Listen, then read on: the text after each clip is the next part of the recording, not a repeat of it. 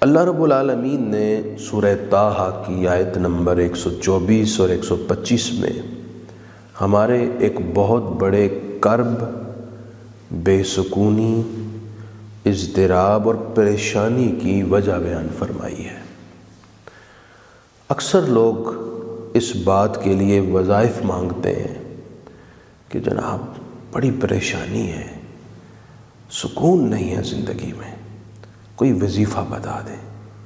اللہ تعالیٰ نے اس آیت میں خود ہی وظیفہ بتایا ہے، وجہ بھی بتائی ہے۔ آخر کیا وجہ ہے کہ جس کے پاس کچھ نہیں اس کا دل بھی افسردہ ہے، اور جس کے پاس بہت کچھ ہے، بہت کچھ ہے، زندگی کی ہر طرح کی رہنمائی اور نعمت موجود ہے، اس کا دل بھی اداس ہے، روح بے چین ہے، طبیعت افسردہ ہے۔ آخر کیوں؟ اللہ تعالیٰ نے ارشاد فرمایا، وَمَنْ أَعْرَضَ عَنْ ذِكْرِي فَإِنَّ لَهُ مَعِيشَةً ضَنْكًا، وہ شخص جس نے میری یاد سے منہ موڑا، بے شک اس کی زندگی بہت تنگ گزرے گی۔ نماز پڑھتے نہیں، قرآن کی تلاوت کرتے نہیں، ہفتوں سالوں گزر گئے، قرآن کھول کے دیکھا نہیں، پھر یہ بات کہنا کہ آپ وظیفہ دے دیں اور میری پریشانی دور ہو جائے، تو بھائی ایسا ہونے والا نہیں ہے۔ فرمایا اس کی زندگی بہت تنگ گزرے گی۔ یہ تو دنیا میں ہے، اس کی زندگی تنگ و تاریک ہو جائے گی۔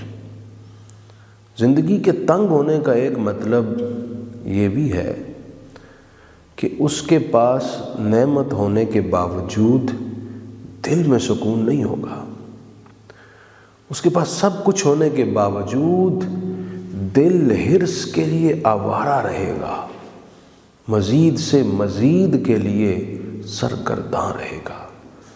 قناعت، اطمینان، ٹھہراؤ، زندگی کے اندر جو طمانینت ہوتی ہے وہ میسر نہیں آئے گی۔ سب کچھ ہونے کے باوجود وہ دنیا کے اندر اپنے آپ کو اجنبی اور تنہا محسوس کرے گا۔ یہ تو دنیا میں ہے، اور آخرت میں کیا ہوگا؟ وَنَحْشُرُهُ يَوْمَ الْقِيَامَةِ أَعْمَىٰ، اللہ کریم فرماتا ہے قیامت کے دن ہم اسے اندھا کر کے اٹھائیں گے۔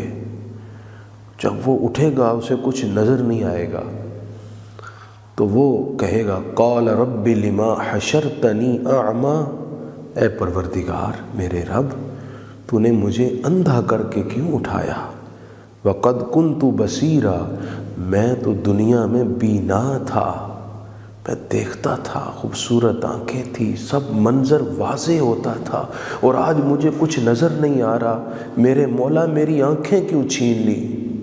تو ارشاد ہوگا قال كذلك اتتك آیاتنا فنسیتها، تو یاد کر، ہم نے تجھے دنیا میں اپنی نشانیاں دیں، تجھے کتاب دی، احکام دیے، اپنی یاد کی طرف بلایا، لیکن تو نے یہ سب بھلا دیا، نظر انداز کر دیا۔ ایک تفسیر کے مطابق اللہ کے جس ذکر سے اعراض کی بنا پر یہ ساری مصیبت آئے گی، اس ذکر سے مراد رسول پاک کی ذات ہے۔ اور اگر ہم دونوں تفاسیر کو ملا لیں تو معنی یہ بنتا ہے کہ جس نے اللہ کو، قرآن کو، رسول اللہ کو، یعنی دین اسلام کو عملی طور پر اپنی زندگی میں لانے سے پرہیز کیا، اعراض کیا، اس میں ڈھیل کی، کوشش نہ کی، وہ شخص ہے۔